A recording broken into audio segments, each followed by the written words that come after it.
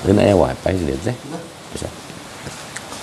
Bismillahirrahmanirrahim. Assalamualaikum warahmatullahi wabarakatuh. Waalaikumsalam warahmatullahi wabarakatuh. Alhamdulillah nasta'inuhu wa nastaghfiruh wa na'udzu billahi min syururi anfusina wa min sayyiati a'malina. May yahdihillahu fala mudhillalah wa may yudlilhu fala hadiyalah. Asyhadu an la ilaha illallah wahdahu la syarikalah wa asyhadu anna Muhammadan abduhu wa rasuluh. Allahumma sholli ala Muhammad wa ala ali Muhammad kama shallaita ala Ibrahim wa barik ala Muhammad wa ala ali Muhammad kama barakta ala Ibrahim wa ala ali Ibrahim innaka Hamidum Majid. Alhamdulillah teman-teman majelis tato baik yang ada di majelis ini ataupun yang ada di luar sana, Allah senantiasa terus memberi kesehatan kepada kita, memberi kemudahan, memberi keleluasan pada kita. Selayaknya kita bersyukur kepada Allah dan minta maaf atas segala dosa yang kita perbuat. Mudah-mudahan Allah menjadikan kita lebih baik dan terus lebih baik. Amin ya Allah ya Rabbal Alamin. Pada kesempatan ini kita akan membahas tentang kaidah usul fikih yang berkaitan dengan cara menafsir teks ayat Al-Quran atau Al-Hadis. Seperti yang telah kita mafhumi bahwa Al-Quran dan As-Sunnah adalah dua sumber hukum, Pak. Jadi Quran jeung Sunnah teh dua sumber hukum agama Islam. Celakanya sumber hukum tadi, dua sumber hukum tadi itu berbahasa Arab, Pak. Ya, berbahasa Arab. Pada masanya ketika para sahabat Al-Quran, terutama karena dia juga orang Arab, kemudian padanan kata, padanan bahasa juga dia mafhum, penafsir itu menjadi kurang dibutuhkan di waktu itu. Terutama sekali karena Nabi masih ada. Jadi segala penafsiran, keraguan-raguan tentang apa yang dimaksudkan dari ayat Al-Quran atau apa yang disabdakan oleh Nabi itu tuntas seketika karena Rasul sudah ada. Di samping yang lain bahwa Al-Quran yang turun dengan bahasa Arab itu diterima oleh orang Arab pula. Tentu mereka beda dengan kita, tidak kesulitan untuk memahami Al-Quran. Nah, cara menafsir dalam ulama usul fikih itu ada dua. Jadi Al-Quran sebagai sumber hukum, hadis sebagai sumber hukum itu harus diartikan lapadnya, arti katana kudu dihartikeun ya, karena orang mapan orang Bandung, Al-Quran turun di Arab dengan bahasa Arab, hadis turun di Arab, dikeluarkan oleh Nabi Muhammad yang orang Arab juga. Otomatis harus ada ilmu untuk memaknai kata-kata gitu. Ilmu hermeneutik, ilmu semiotik, lamun dina bahasa orang mapan ilmu balagoh, ilmu bahasa, nahwu syarab itu menjadi penting.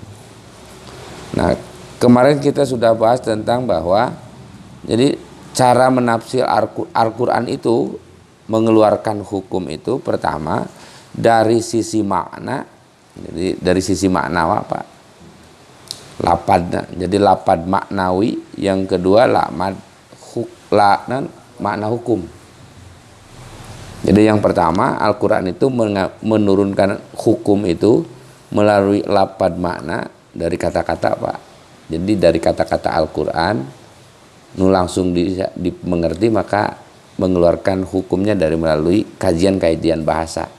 Kajian bahasa itu yang kemarin ada amr, ada nahi, itu kajian bahasa. Jadi istinbat hukum melalui perangkat ilmu bahasa.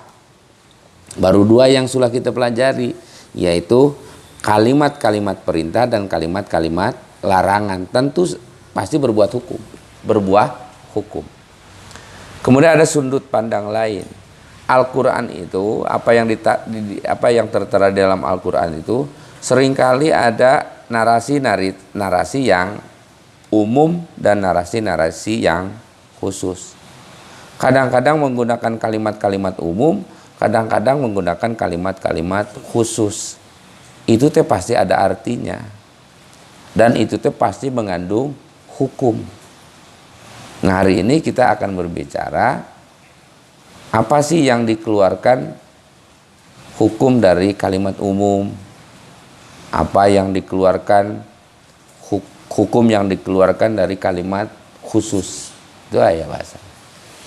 Jadi dengan ilmu ini, usul fikih ini kan sebagai acuan Pak panduan untuk memahami, memaknai Al-Quran atau ilmu tafsir. Jadi kalau orang menafsir tanpa memahami ilmu ini, ilmu kebahasaan terutama, ya ilmu lugoh, ilmu bahasa Arab, nahwu sorob, ada balagoh di dalamnya, ada mantik di dalamnya. Itu mutlak kalau seorang penafsir, seorang ahli usul itu kudu paham. Karena lamun teu paham ya susah. Ya kita selama ini yang kita lakukan karena kita orang awam adalah menerjemahkan saja, bukan menafsir. Ya, menerjemahkan. Kita coba mulai pembahasan tentang apa yang disebut umum, apa yang disebut khusus. Dalam buku Usul Fikih karya almarhum Allah yarham Ustaz Aceng, ya, yang kebetulan baru 1 minggu yang lalu meninggalkan kita sebagai murid-muridnya. Mudahan amal ibadahnya diterima oleh Allah, amin ya Allah ya rabbal alamin. Dan kita sebagai muridnya mudah-mudahan ilmunya berkah, amin ya Allah ya rabbal alamin. Dalam buku ini, di dalam buku Usul Fikih karya Kiai Aceng Zakaria Allah yarham, takrif pengertian umum itu menurut beliau yang disarikan dari kitab-kitab yang masyhur. Al-am, umum itu menurut beliau ma'amma syai'aini fasaidan min ghairi hasrin. Jadi kalimat umum itu adalah kalimat yang Allah letakkan, kalimat Allah yang turunkan, kalimat Allah yang Allah tulis di dalam ayat, bermakna tidak ada batasan. Jadi tidak ada batasan.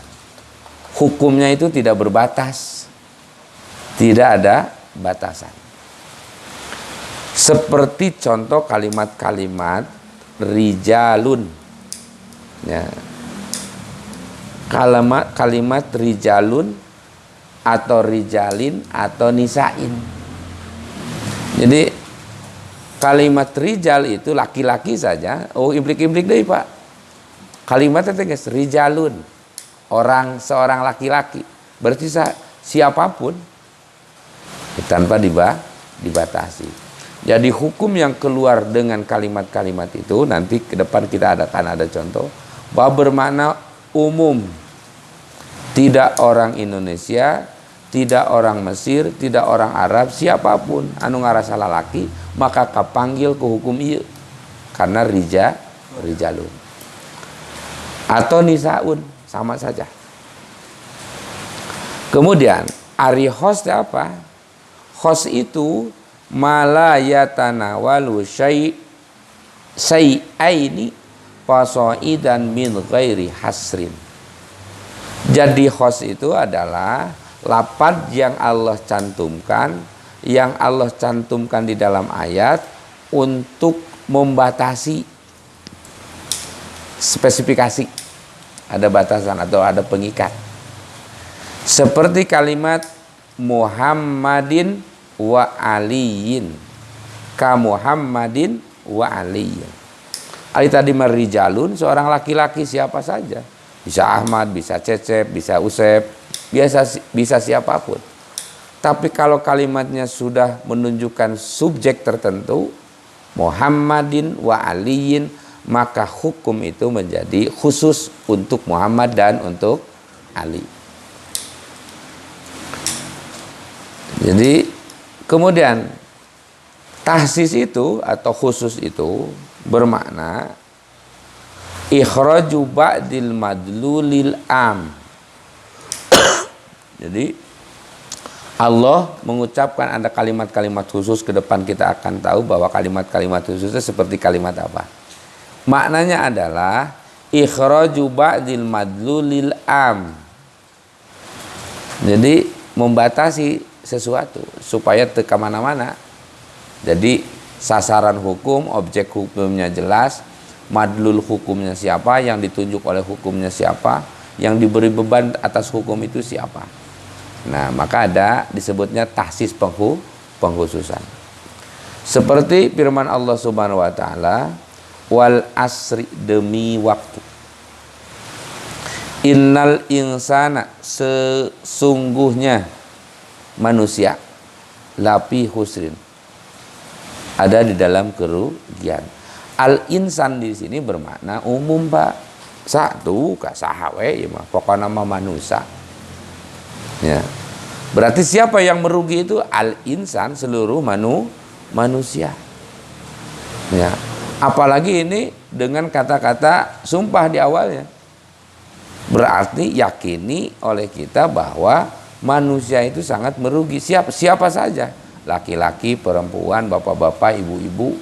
Nah, ada kolot trek budak lapi husrin, ada di dalam kerugian, berpeluang rugi.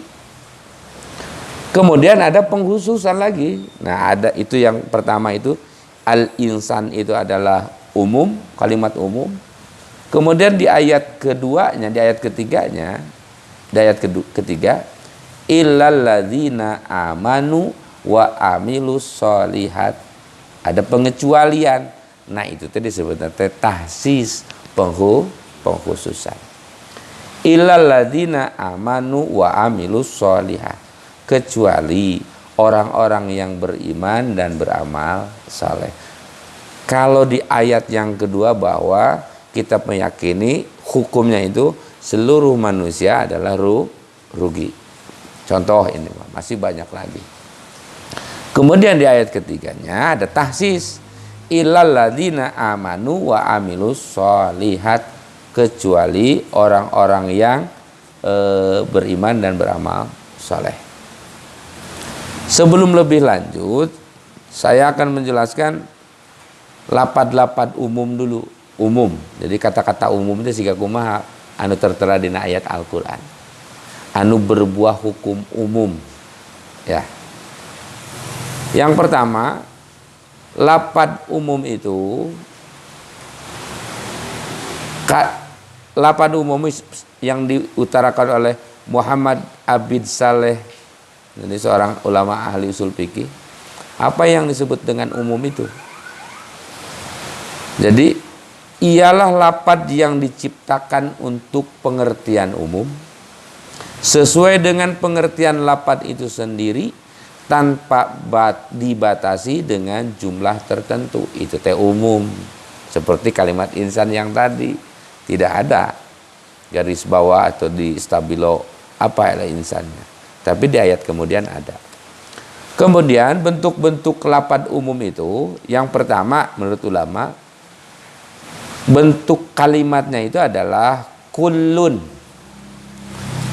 Jadi kalau ada lapad Al-Quran anu awalnya diawali dengan lapal kullun, berarti itu adalah umum, seluruh. Kullun itu seluruh. Berarti makna hukum yang diambil dari sana, buah hukum yang keluar dari sana adalah umum. Kullun, umum. Misalnya. Siap. Kemudian biasanya, jadi pertama kullun, yang kedua jami'un. Jadi kalau ada kalimat yang pertama kullun, yang kedua kalimat jami'un, artinya semua, maka itu bermakna hukumnya umum, general, tidak dibatasi, kapanpun, dimanapun, dalam kondisi apapun, tidak ada batasan. Reko kumaha ge ya hukum tetap berlaku, karena kulun dan jami'un itu adalah alat Allah melalui bahasanya Al-Quran yang menyatakan bahwa aing mah teh hayang nyaho pokokna mah kullun jami'un. Seperti di dalam ayat 21 dari surat At-Tur surat 52. Ya. Jadi surat At-Tur ya. Kullu amrin bima kasabat rahina. Jadi diawali dengan kalimat kullu. Kullu amrin, kullu mri'in bima kasabat rahina. Tiap-tiap kul. Kul itu tiap-tiap ya. Jadi tiap-tiap kul itu tiap-tiap. Semua tanpa pengecualian. Artinya tiap-tiap manusia terikat dengan apa yang ia kerjakan. Jadi hukum nanya kullu mri'im bima kasabat rahina di dalam surat At-Tur ayat surat At-Tur ayat 21 ya. Ya. Ayat 21. Jadi buah hukumnya dari kalimatnya nih. Kullu mri'im bima kasabat rahina. Setiap manusia terkait dengan apa yang ia kerjakan. Buahnya berarti apa yang ia kerjakan, apa yang ia tanam, itulah yang ia tuai. Artinya seseorang tidak akan mewarisi dosa seseorang. Dorakati kolot mal aya pak. Ya, itu buah hukum nanti. Ya. Jadi kullu mri'im bima kasabat rahina, setiap perbuatan akan ditanggung oleh pelakunya sendiri.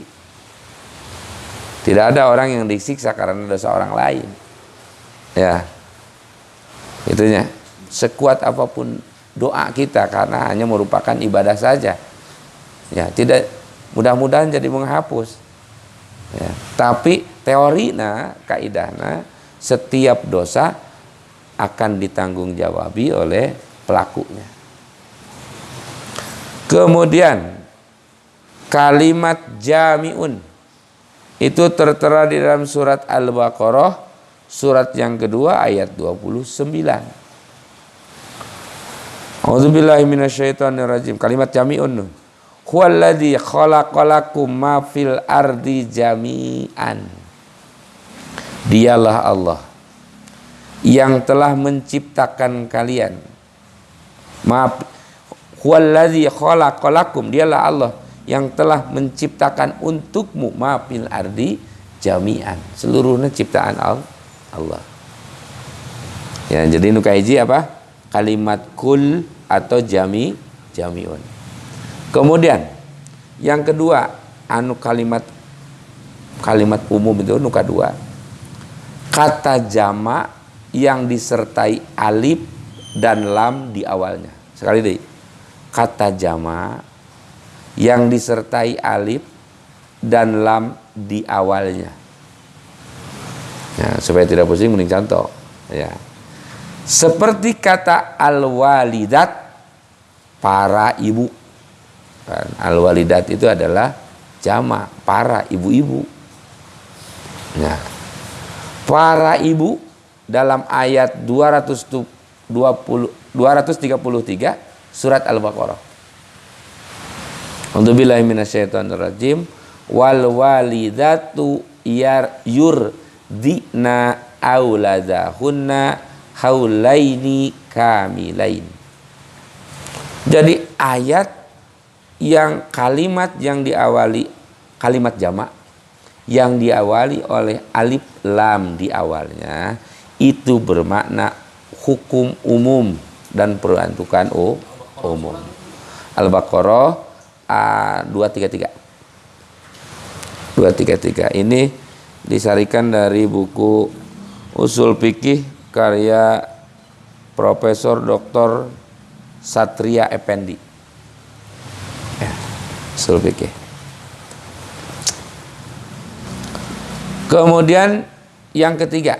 Jadi yang pertama itu adalah kullu dan jam'u kalimatnya teh. Nu kedua adalah kata jamak, ya. Kata jamak yang didahului oleh alif lam di awalnya. Itu bermakna umum.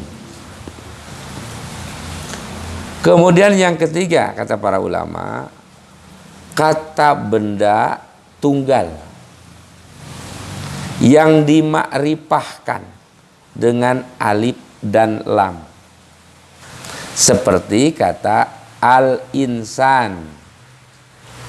Jadi seperti kata al-insan itu bermakna umum. Ngebut ya Pak, engke mah dibaca deh ya, didengekeun ke dilenyepan deh, anda mau makarti. Karena ya mah mikir, mudah-mudahan. Kemudian deh, isim isyarat atau kata benda untuk mensyaratkan seperti kata man, saha wae, man, siapa saja. Itu teh isim isyarat yang dimakrifatkan. Jadi isim isyarat kata benda untuk mensyaratkan man, itu teh berarti bermakna umum. Contohnya surat An-Nisa ayat 92. Wa man qatala mu'minan khotoan, siapa saja yang membunuh orang mukmin khotoan, tanpa sengaja, maksudnya teu dihaja Pak, terus ya kagencet berarti teu dihaja. Ya, anu pembunuhan direncana keluar dari konteks ieu Pak. Pembunuhan yang tidak sengaja, kita melawan misalnya, ada baheula dan tukang sayur maehan anu rek malak, itu berarti teu dihaja karena membela diri. Waman qatala mu'minan khata, siapa saja orang yang membunuh seorang mukmin khotoan karena tidak disengaja atau membela diri, maka hukumannya kata Allah patahriru raqabatin, tetap ada hukuman, tapi hukumannya itu ringan, untuk dibunuh deui. Tapi hukumannya itu adalah patahriru raqabah, harus membebaskan budak. Oh, ini apa mata rantainya luar biasa. Pertama, waman qatala mu'minan, siapa saja orang yang membunuh seorang mukmin. Ya, khotoan, tapi bukan disengaja. Maka konsekuensi hukum kata Allah patahriru raqabah, maka dia si pembunuh yang tidak sengaja itu harus menebus, memerdekakan orang hamba sahaya. Kemudian ada batasan lagi, hamba sahaya yang seperti apa yang harus dibebaskan. Ya, kata Allah raqabatin mu'minatin, hamba sahaya nage kudu anu iman, teu bisa nu kafir atau anu musyrik, dibebaskan. Nah, itu luar biasa Pak. Jadi itu bakal lamu berbuah pada hukum konstelasi Islam, hukum pidana, kengaruh, naon segala macam. Maka ketika orang ada yang mengatakan Islam sebagai hukum, ya Pak, untuk kudu ke Belanda wae diurangi saya. Bener kiprah hukum teh ke Belanda. Konstelasi hukum Islam tinggal disepakati ku urang jadi hukum pidana positif kena. Ada enak mah karek di tataran kebijakan we. Ya. Kemudian yang ke satu kul jam'u, kemudian kata jamak yang disertai alif lam, kemudian kata benda tunggal yang dimakrifahkan oleh alif lam, kemudian isim isyarat kata benda untuk mensyaratkan seperti man, kemudian yang kelima ya 6 isim nakiroh atau indefinitive noun ya, yang dinafikan seperti kata allazina lajunahun, seperti lajunahun itu isim definite. Contohnya we langsung contohnya Pak. Contohnya itu ayat dina surat Al-Mumtahanah surat ke-60 ayat 10. Kali deui surat Al-Mumtahanah surat ke-60 ayat 10. A'udzubillahi minasyaitonirrajim. Jadi sekali lagi yang poin ke-6 itu adalah isim nakiroh atau indefinitive noun yang dinafikan seperti kata la junaha. Ada la, kemudian junaha. Nakiroh itu kata yang tidak ada sifatnya, Pak. Ya, umum, warna umum, tapi dinakirohkan. Ada pembatasan. Seperti gini. A'udzubillahi minasyaitonirrajim dalam surat Al-Mumtahanah surat ke-60 ayat berapa? Ayat 10. Wala junaha alaikum an tankihunna idza ataitumuhunna ujurahunna. Yang artinya ya, menurut dan artinya dan tidak ada dosa. La junaha, tidak ada dosa. Berarti umum tuh. Atas kamu mengawini mereka apabila kamu bayar kepada mereka maharnya. Nah, itu jadi kalimat la junaha itu bermakna umum. Tidak ada dosa untuk siapapun. Kemudian yang ketujuh terakhir tuh. Isim mausul, kata ganti penghubung. Kata ganti penghubung. Orang pinter bahasa Indonesia nak kerja sekolah bakal ngerti ya. Orang mau belet ngerti. Isim mausul atau kata ganti penghubung. Misalnya kata allazina.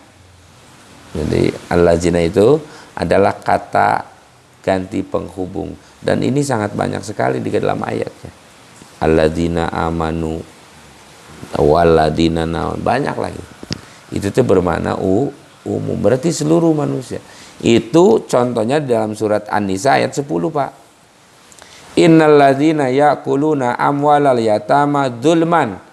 Siapa saja orang yang memakan harta anak yatim dengan dolim. Berarti lamun teu dolim memenang, Pak. Jadi siapa saja orang yang memakan harta anak yatim dengan dolim, ya. Innama ya'kulu fi butunihim naro. Orang yang melakukan makan harta anak yatim dengan dolim itu laksana orang yang memakan api di dalam perutnya. Wasayas launa sairo, dan ancamannya jelas api neraka. Jadi umum. Luar biasa, Pak. Ya. Khusus itu kebalikan dari yang tadi, Pak. Minggu depan kita akan bahas tentang khususnya. Ya, karena panjang ting lamun ayeuna. Kaidah turunan tina umum. Selanjutnya kita akan membahas kaidah fikih yang turun dari umum tadi. Jadi kieu, Pak. Jadi kaidahnya aya kaidah usul. Disebutna teh usul fikih teh apa? Usul fikih teh cara memahami teks Al-Qur'an atau ayat. Aya ilmuna aya. Lamun aya kalimat kieu kumaha ngahartikeunana? Lamun aya narasi seperti ieu kumaha ngahartikeunana? Kemudian kalau ada kalimat yang sama, narasi yang sama di dalam satu ayat, dua ayat, kemudian muncul di ayat yang lain narasi yang berbeda tentang itu, kalimatnya sama tapi sebabnya beda, itu hukumnya pasti beda, Pak. Untuk menentukan hukum diajar usul fikih. Usul fikih itu dua hal, Pak. Aya anu konsentrasina kana urusan-urusan kebahasaan teh ya. Nya. Nunggus diajar ku urang karek 2 poin. Amr kalimat perintah, nahi kalimat larangan. Kita baru belajar itu, Pak. Hari ini kita belajar am dan khos. Jadi cara menafsir teh bisa pakai sudut pandang bahasa perintah, bisa pakai sudut pandang larangan. Itu mutlak. Karena ayat. Tapi kan Al-Quran itu berisi ayat-ayat yang bukan hanya muhakamah. Muhakamah itu amar dan nahi itu muhakamah. Pasti tuntutannya itu pasti harus dilakukan atau harus ditinggalkan. Eta mah disebut teh ayat muhakamah teh apa? Paham ya? Disebut teh ayat muhkamat. Ayat yang mengandung hukum dengan jelas. Tapi kebanyakan di dalam Al-Qur'an hukumnya itu bersifat mutasyabih, Pak. Yang dicantumkan di dalam Al-Qur'an itu berupa sinyal atau kode atau relasi atau korelasi atau korinah atau ilat nu kudu dihubungkan di pikiran digodog teh mun bahasa saya. Ya. Nah, kaidahnya ada dua. Kaidah usul fikih itu mah konsentrasinya khusus karena ayat kaidah usul karena kaidah kebahasaan. Usul fikih itu, Pak. Jadi kaidah usul fikih itu tempat kerjanya itu di dalam ilmu kebahasaan.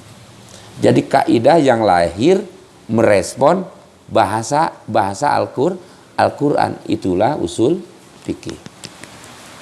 Kemudian lahir kaidah-kaidah yang merespon bukan dari unsur kebahasaannya, Pak,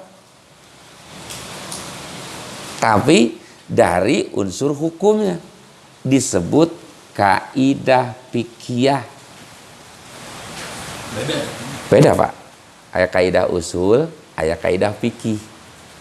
Kaidah usul mah ini supaya cepat ngerti ya.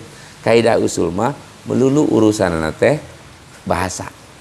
Kebanyakan merespon urusan-urusan bahasa. Ari kaidah fikih merespon urusan-urusan hukum. Siap. Siga kumaha. Contoh. Baheula disyariatkeun zakat teh ku makanan pokok korma. Ya. Tidak muncul kormanya, Pak. Di dalam ayat juga. Di dalam hadis gitu muncul korma nanti. Tapi kalimat korma, pengertian korma muncul dari bahwa zakat fitrah itu harus makanan pokok. Maka muncul pengertian korma. Di bawah ka urang muncul pengertian beas. Di bawah ka Maluku muncul pengertian sagu. Di bawah ke mana ke Madura muncul pengertian jagong karena makanan pokok. Ta eta teh kaidah fikih nu dipakena. Menyamakan kias tuh di jero teh kaidah fikih, Pak. Nah. Kaidah fikih yang muncul dari kalimat khusus dan umum itu ada berapa ya? 1 2 3 4 ya 4. Bahasa ini teh saburatnya euy. Apa urang ge? Mantap. Kieu lah, urang adonga am jeung khos. Al-Qur'an itu bahasa Arab. Hadis itu bahasa Arab. Cilakana urang kudu ngarti karena dua eta teh. Karena dua buku berbahasa asing tuh. Kudu ngerti, Pak. Kenapa harus ngerti? Karena Al-Quran dan As-Sunnah adalah sumber hukum. Yang dengan hukum itu kita mendapatkan hidayah. Hartina lamun urang teu ngarti nepi ka iraha oge bakal lila meunang hidayah napa? Da sumber hidayah itu adalah ayana dina Al-Quran. Cilakana Al-Quran berbahasa Arab. Berarti konsekuensi tidinya orang kudu ngerti ilmu cara menafsir bahasa asing. Cara mengambil hukum dari bahasa asing. Luar biasa, Pak. Dan ilmu itu adalah ayana dina mana? Dina usul fikih, Pak. Usul fikih di mana? Usul fikih ngarespon tina hanya kacamata terhadap bahasa Al-Qur'an.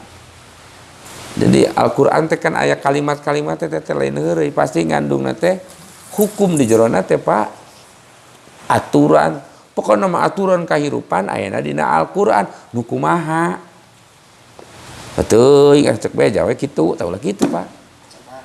Cenah, pokoknya sumber aturan we, aturan hukum Al-Quran, aturan hukum hirup mah aya dina Al-Quran kumaha teuing teh nyaho. Tah ieu urang bicara belajar kacamata untuk memahami Al-Quran dan Al-Hadis. Jika ada kalimat seperti ini, jika ada lafaz seperti ini, jika ada narasi seperti ini buah hukumnya seperti apa? Belajar itu. Nya teu kudu ngarti kabeh oge da eta mah bagian urang, bagian mujtahid. Ya, tapi lamun urang teu belajar, urang lantas bisa sok gampang ngambil kesimpulan sembrono. Ya. Gitu Pak. Kemudian karena Al-Quran itu bersifat ayatum muhkamatun wa ayatum mutasyabihatun. Al-Quran itu mun mere pituduhna itu, Al-Quran mengasih petunjuknya itu kadang langsung, kadang dengan bahasa sindiran. Kadang langsung atau disebut muhkamat yang berbuah hukum pasti atau qat'i. Kadang pula bersifat samar, tanda-tanda, simbol, nyindir, atau dengan kias, atau dengan apa, disebut itu mutasyabihat. Nah, am dan khos itu merespon tentang itu Pak. Ya, mana ayat anu ditunjukkan langsung, mana ayat anu ditunjukkan secara tidak langsung. Nah, am dan khos lebih konsentrasi pada ayat yang tidak langsung, yang mutasyabihat itu. Ada koridor-koridor mengartikan, siga nama iya hartina teh teu bisa Pak. Daya ilmuna. Atuh salah Al-Qur'an atuh betul jelas, lain salah Al-Qur'an, sia teu ngaji. Nah, karena Al-Qur'an itu Al-Qur'an itu adalah mukjizat Pak. Dan mukjizat nate Nabi Muhammad adalah Al-Qur'an, bahasa. Sehingga orang kures ngarurumpuyuk kunaon ku bahasana. Al-Qur'an lahir keluar dibacakan ke budak leutik. Anu tukang ngangon, tukang dagang, teu masantren, lain turunan darah biru, lain turunan agama-agama baheula. Ya, pecenghulu juga aya. Tapi bisa ngomongkeun segala rupa di jerona. Kemudian bahasana ge luar biasa, ajib. Ya, bagi kita Al-Qur'an tidak mukjizat. Keur Abu Lahab mukjizat, Pak. Ya, Umar sampai ka ngarumpuyuk mau bedog. Kenapa? Al-Qur'an mukjizat. Jadi sebelum kita mengerti tentang kaidah-kaidah bahasa, jauhlah orang memahami bahwa Al-Quran adalah mukjizat.